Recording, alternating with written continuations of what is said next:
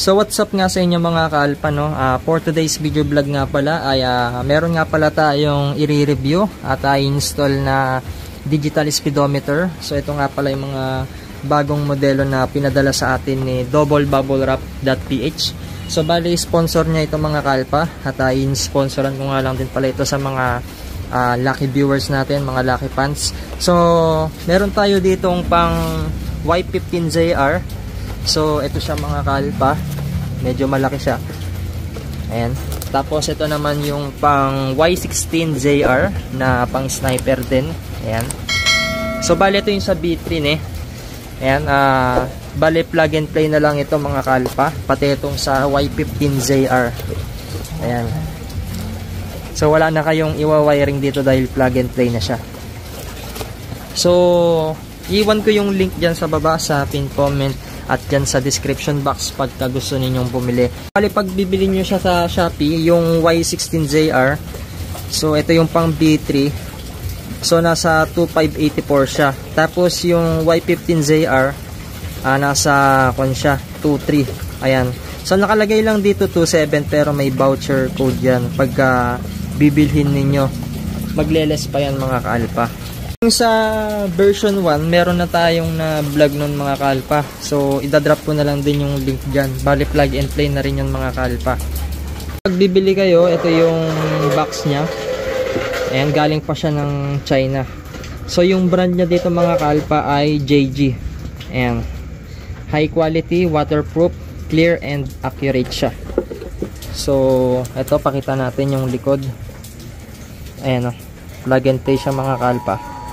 Bali yung socket, yan plug nyo lang dito. Tapos yung sa cowling, bilang ang kakalagyan niyo dito mga kaalpa. And then salpakan na siya. And wala na kayong mga itatap na wirings dito. Tapos makita natin mamaya kung ano yung mga function niya. So dito sa box niya, and nakalagay dito yung kung naka-indicate dito yung mga function nyo. So yung fuel, yung battery, tas left and right, BBA. Tas ito yung sasusian niya, check engine, ayan, tas high and low, odo, trip, tapos meron pa siyang RPM, no? So yung RPM niya hanggang 15,000. Ayan. So ganito yung itsura niya. So sa Y15 naman, medyo mas malaki siya compare dito sa Y16. So ganyan yung itsura nyo. So nasa taas naman yung RPM nya, nasa 15,000 naman yung RPM nya. Ayan, ang kagandahan dito, meron din siyang temperature. Ayan o, may nakalagay dyan. So check nga natin dito kung meron din sa box nya. Ayan, meron din sa baba, meron din siyang temperature. So ito yung Y15JR. Ayan. So mas mahaba yung hook nya dito compare natin dun sa isa. Ayan, no? Mas malaki yung sa Y15. Sa Y16 medyo maliit lang siya ng konti. Ayan. So compare natin. Hindi ka pa nalaglag. Ayan. So baka magkamali kasi kayo ng bili. So dito dumating na yung sponsoran natin. Sakto may sunburn yung motor nya. Tigas. Ayan, no? Ayan. Sakto yung pag-i-sponsoran natin, talagang nangangailangan siya. So ito medyo malaki yung display nung sa ibibigay natin compare dun sa stock. Talagang malawak siya. So madali lang to, tatanggalin lang yung head cowling dito tapos plug and play na siya. So dito kailangan lang natin ng Allen wrench. So tatanggalin natin tong dalawa, tapos dun sa side, and kabilaan yan mga kalpa. Tapos meron pa dito, kaso sa kanya wala nang tornilyo eh. Wala na yung tornilyo mo dito, no? Yeah.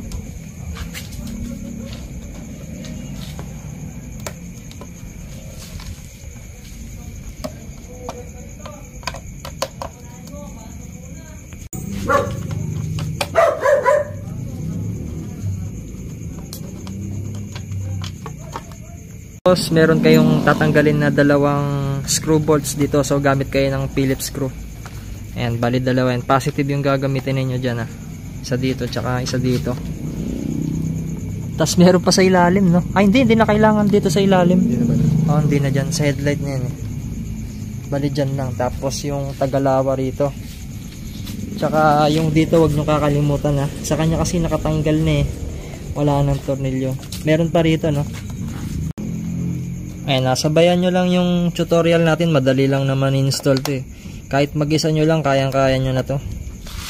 Basta meron lang kayong allen tsaka screw.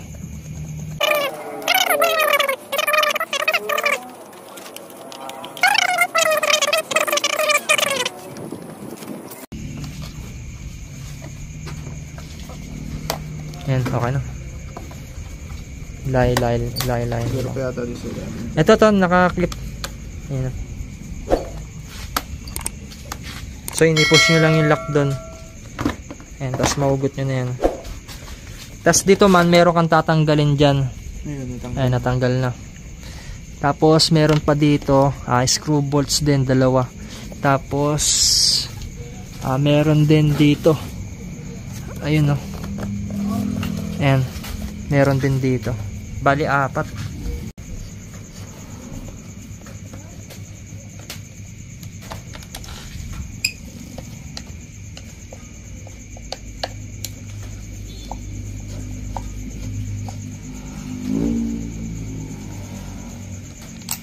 Tanggalin muna natin yung dalawang bolts doon para hindi tayo mahirapan mag-unplug.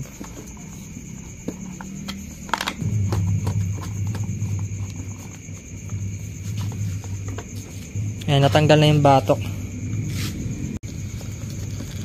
And tapos, i-unplug na natin yung socket dito. Tanggalin nyo muna yung cover dyan. Tapos may pupush kayo dyan para mahila nyo siya. Ayan, all goods na siya. Yung sa Sniper 155, no?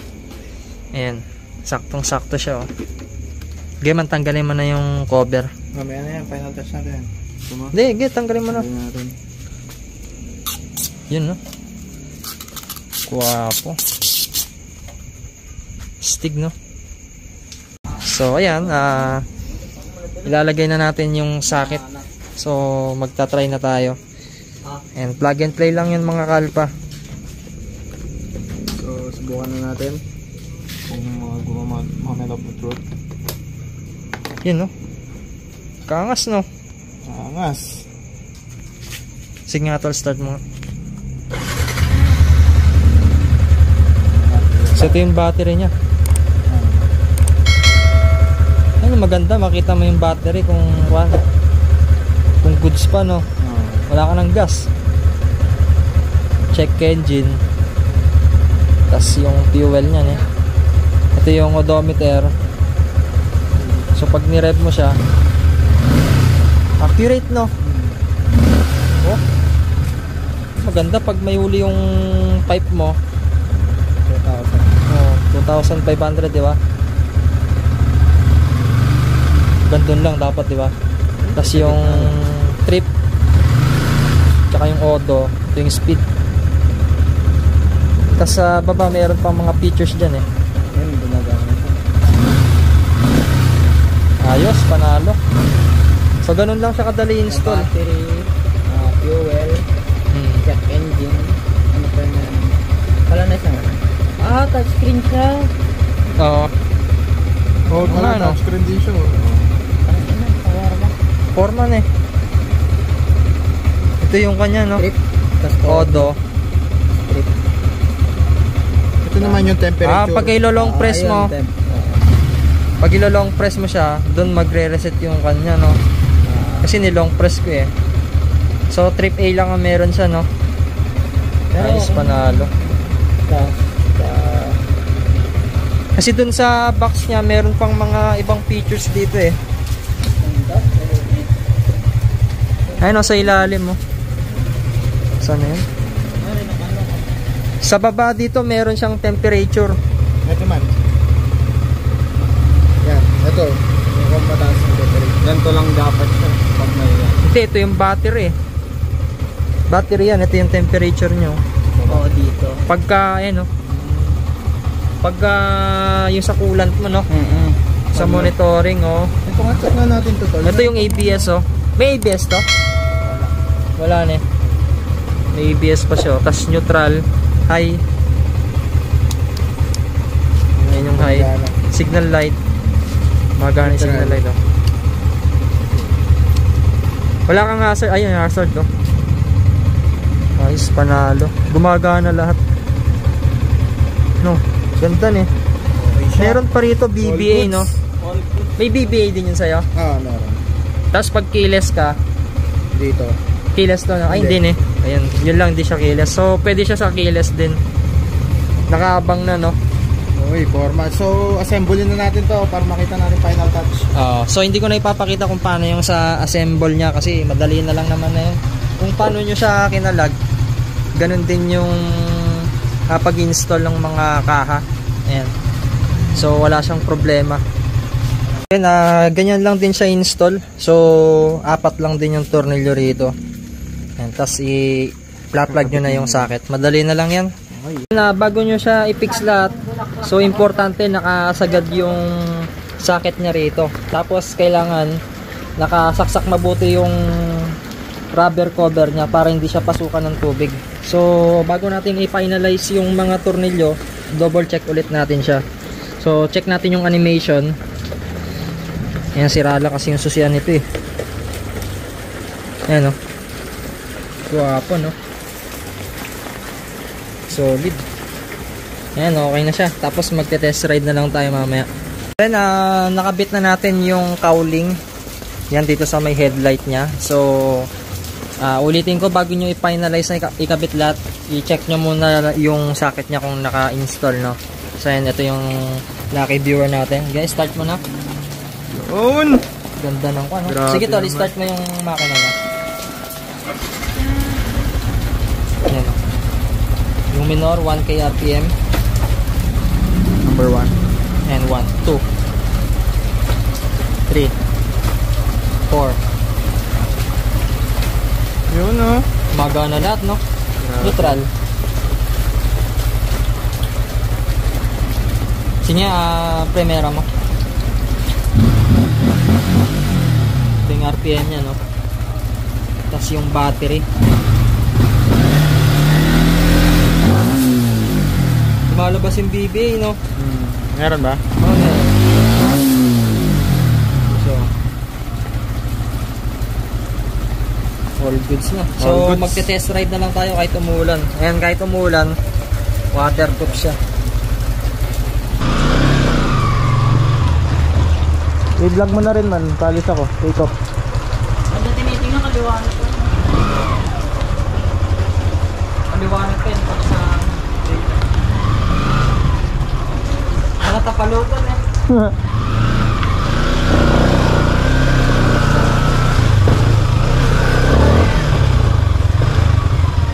So yun mga ka-alpha, no, iti-testing natin to. Ay, hindi pala ako rin dito.